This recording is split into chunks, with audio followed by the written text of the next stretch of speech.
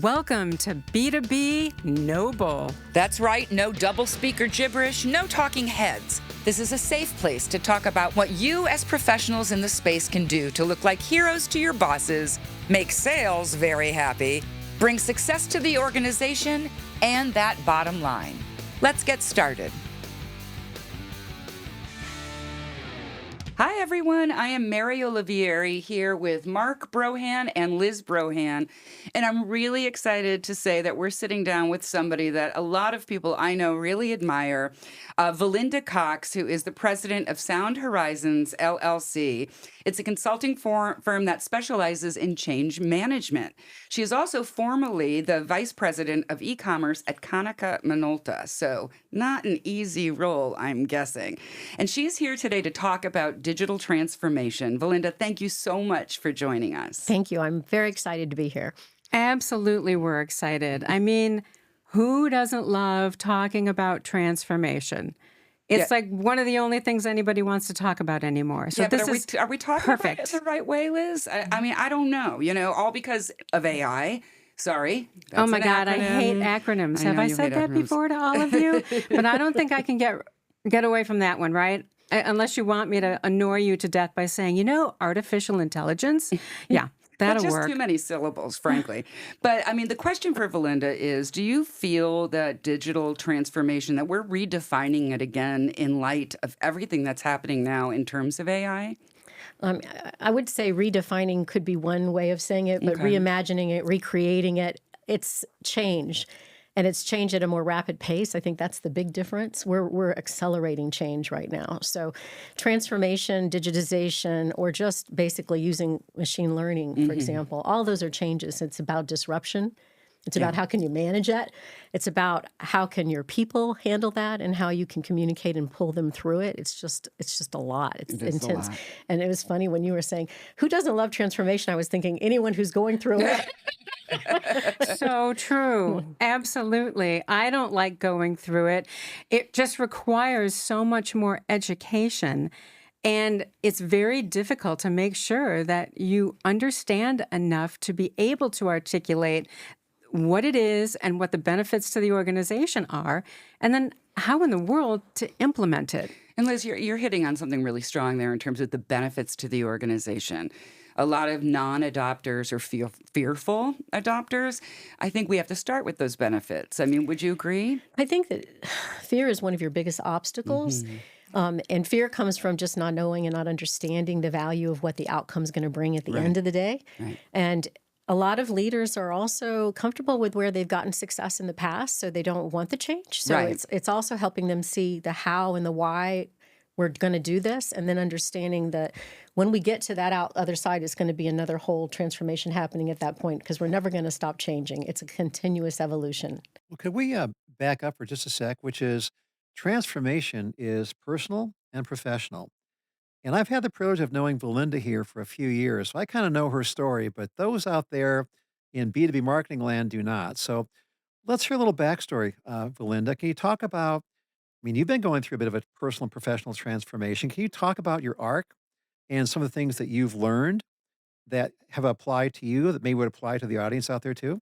Yeah, I think so. 30 years in a corporate environment as a leader across, European and U.S. footprints and roles, leading both operations and sales organization. I have experienced change in multiple cultures and had an opportunity to really see how people adopt. But I think the big thing for me is that, along that entire journey, I have seen the opportunity for people to either seize the day or to push back and say, I'm not going to do that. And many ways that they'll do that. They'll undermine a project. They'll stand by and sort of poo-poo ideas, right? I think success comes when you can get the whole organization, regardless of where you are in the food chain, where you are in your career, to be open-minded, to have a growth mindset, to think about, how do you ideate together to get people motivated around those ideas. Mark, for example, like to your point, if you're not getting the entire organization to embrace the direction, you're going to have friction pulling on the boat versus wind in the sails. Well, how do you, what would your tip be for other B2B marketers that might be listening to do that? Because that's a tough one, to get people to come along who are terrified. I think there's a lot of key things that are important there. Get your key influencers, those people that people listen to or look up to, Right. to understand what you're trying to do, and give them a place in that, right? Get them in the boat, give them the steering wheel, help them feel like they're empowered to be successful, the journey direction. Ask a lot of questions. Find out where other people are or what other people are afraid of. Try to determine and get alignment behind the direction with regards to the benefits to each other, to each individual areas. One organization or one functional area in a company may benefit from this in a certain way and another in a different way. So you have to tell the story differently to the audience you're talking to. Right. Exactly. Yep. I think one of the things our listener might be afraid of is small budgets. How in the world are we going to sell this in to companies that are reticent to invest? Even though that's all you read, they're all ready to invest. I don't believe it. I think that's a tough one because although there's a lot of conversation around how digitization is going to save money, there's a lot of investment. You still have to support your infrastructure and your digital ecosystem behind that. Whether it's applications or it's storage for all that data, there's a big investment there. So you've got a really big point, and that's one that you have to work with to overcome.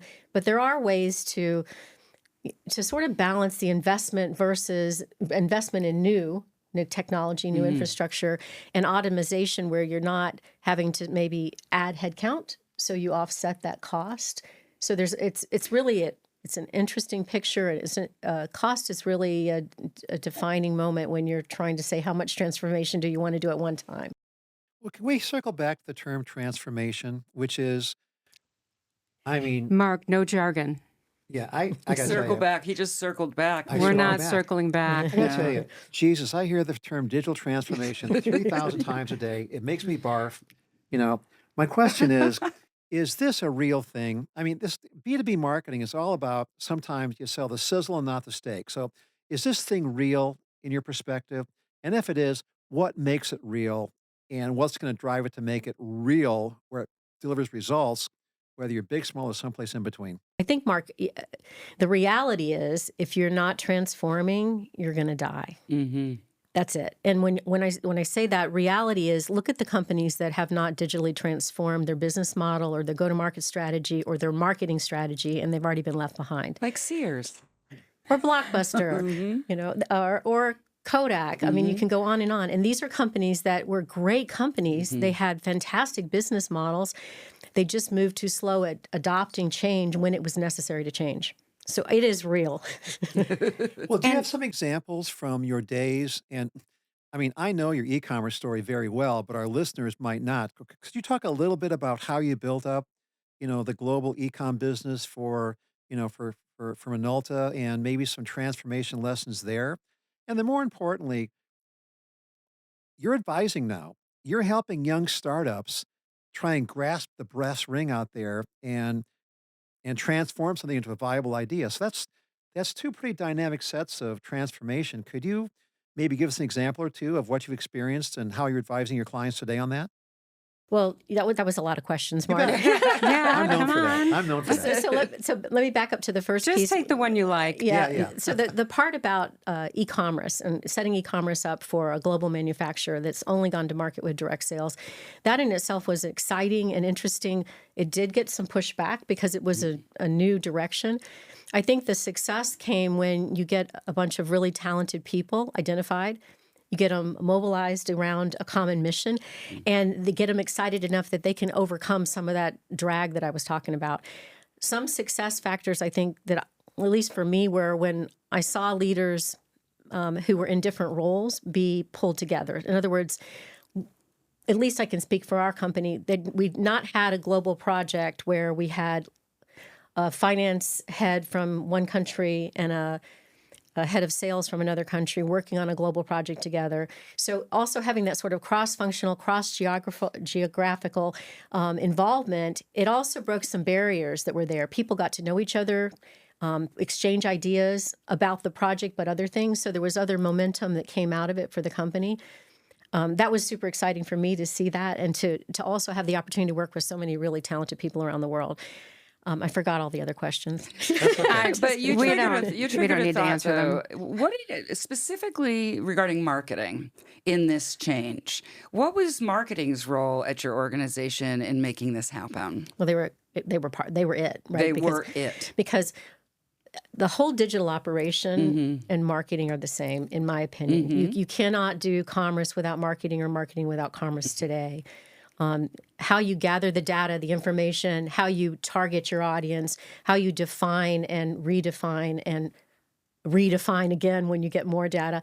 All of that helps you be more sophisticated at how and where you're going to go reach for your e-commerce business. Gotcha. But also changing the product and the portfolio or sending information to R&D because you got some insights of what was the demand that you didn't have, giving you the ability to bring products to market maybe digitally that you didn't do in the physical world with your direct sales organization. So I think a lot of it has to do with that you now have more information to do things differently than you ever had before, but also you're learning along the way. So you're also figuring it out because part of that change element that's happening as you're combining new go-to-market strategies with your digital outreach and the way that your e-commerce platform looks, those things are constantly evolving together. They're complementing each other. Right. Yeah. Right. I love that you said that marketing is it. I think that will resonate with everybody who's listening. They certainly feel the weight of it, in their day-to-day jobs. I once said the exact same thing to an executive at a company we were working with, and he said, "What about sales?"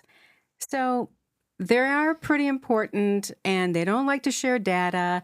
But in this new age, this AI age, who's going to own this data? Will they share this data? Who's in charge? I think the successful companies are ones that share information across all the channels. Your way to build your relationship with your direct sales and marketing connection, which has always been a little competitive, right? That Like we're sales have always always- blamed marketing, marketing always blames Yep. sales. We've always been asked, how do we bridge that gap between sales and marketing? So I'm interested in your response. I think information is the way. The more that you can give value, for example, I'm a direct sales person, and all of a sudden, because the chat person found some new point of information that I didn't know about my client, and I could see that in our CRM, or because they came online and bought these 3 things and I didn't know about it, and I'm like, oh, okay, I didn't understand that they had that business need. I think when you can aggregate all of the channels information together, which you can now with AI faster, Yep. there's just so much potential there. It's just you're only limited by your imagination, what you can do. And sales starts to see the value of marketing more when they get something that they didn't expect, Right. information-wise, and then they can get more intimate with their customers. I love the unexpected We could part. talk e-commerce all day long, but we're not going to do that. Here's a question for you, Mark has spoken. which is one of the transformation challenges that I hear as a reporter pretty much every day, if I'm talking a marketing story, if you will, is that the B2B marketers are told, okay, go out and transform how we're connecting with our channels. And depending upon a McKinsey perspective, a Forrester perspective, or other perspectives, the omni-channel buyer out there in B2B land uses 3, 5, 7, or 11 different channels, and all of those can have a touch point across any and all of them. That's a hell of a big challenge for B2B marketers who are told, okay, go out and transform all this stuff so that we've got a clear pathway to, our buyer out there. I think you've confronted that or dealt with that. So I know it's one of the challenges that people tell us as journalists they're facing in marketing land. What are your thoughts on that? I think when you look at all the channels and all the information out there sitting in their own little silos, that's the challenge. Great companies, small or large, have a lot of information about their customers, but when they can't see it and use it, it's just a waste. It's unfortunate. When you can bring that together, and there's technologies that enable that today, and you can gain insights, and a year ago you didn't have the abilities you do now. When you can bring that together and any of the channels can benefit from getting additional information, that's the win, right? Because now I can talk to my customer understanding that their delivery was late and apologize. And I didn't know that because I didn't see the supply chain management component. Or the sales rep that closed a new contract for an international deal, now the person that's doing the online conversations can see that in the database and can say, oh, thank you so much for your contract. We appreciate the new business, and how can I help you? It just makes a more intimate relationship. But to your point, the challenge is really getting all that information and aggregating it in a way where every resource across all channels have the ability to see that big picture. And it's useful and actionable and really positions the company as one that listens and Right. pays attention, right? When you're looking at the different tools right now, that's because you're helping, as I believe Liz said, startups, et cetera, from an AI perspective, what tools are you seeing coming into play as primary tools in the action that we're trying to complete here? I think there's several categories because there's some of I'll say free, like ChatGPT, Yeah. for example. There's limitless ways to use it for your personal productivity. I think it's a matter mostly of finding out what you need to do and like then just saying, okay, how can AI help me do what I need to do? But for companies, there's now I think every single technology company out there is either already incorporated an AI capability or they're in the process of augmenting their technology with AI, Right. right? So it's not me like, let me give you a laundry list. I could just name every technology out there Right. and I see. they would have it. But what I've noticed is I started to do a little survey with people like, how are you using it? How are you, Yeah. personally? Perfect. A lot of people aren't. They're like, I don't know, I could do that.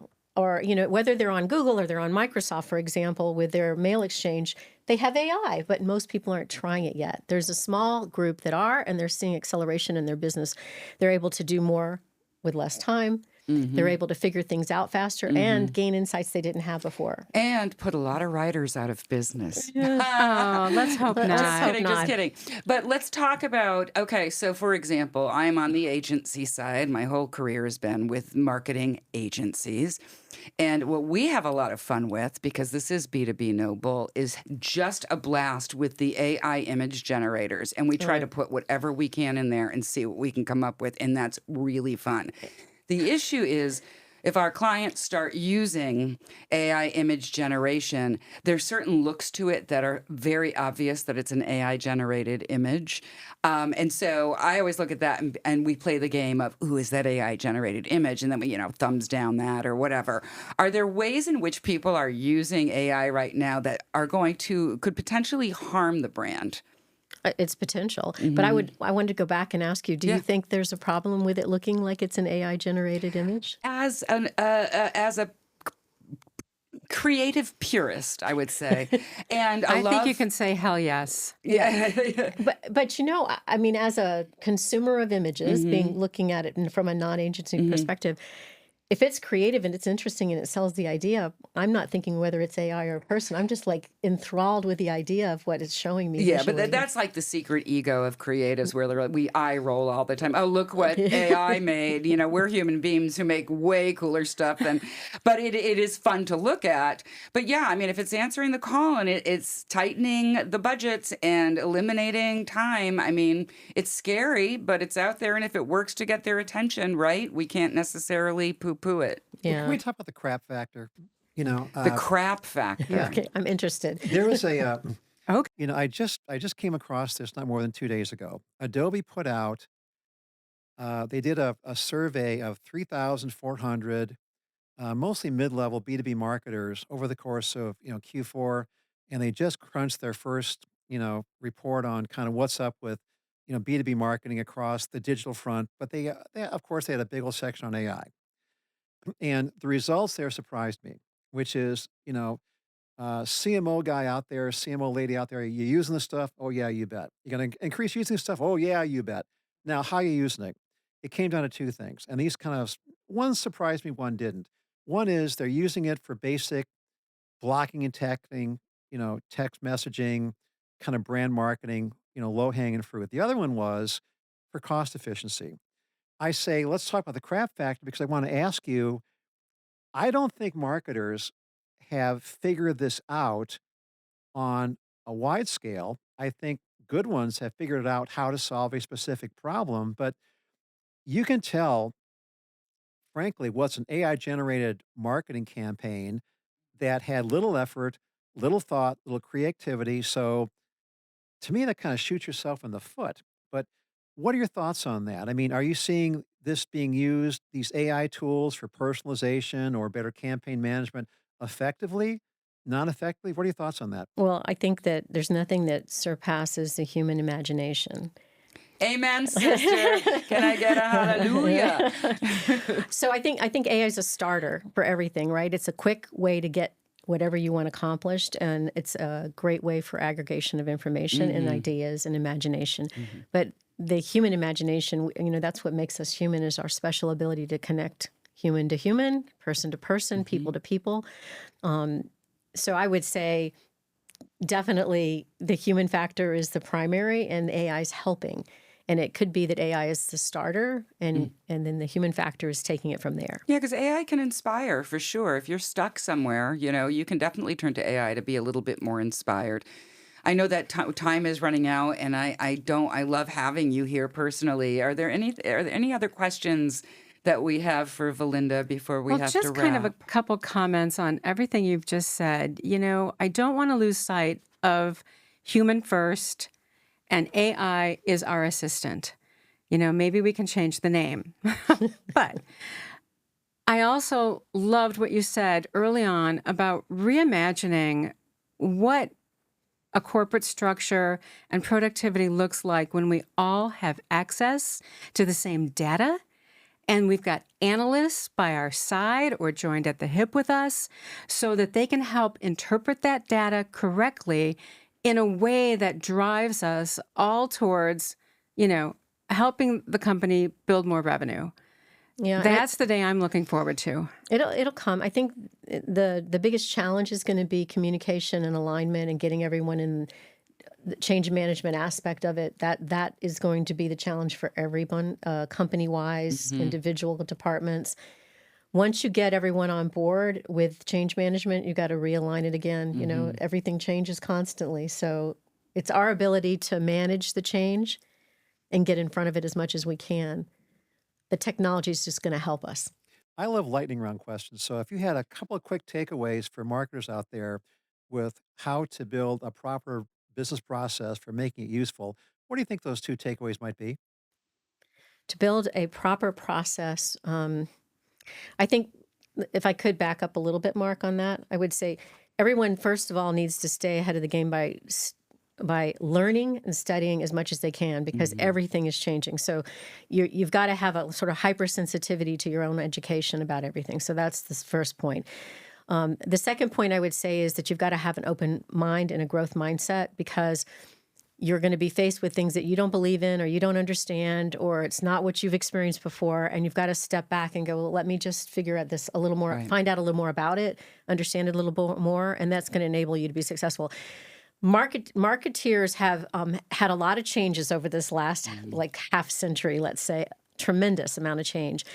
And so being able to adopt and have that open mindset is going to help you, whether you're taking on new technology or the consumers change, the marketplace changes. I think it's just really that your mind is in the right place.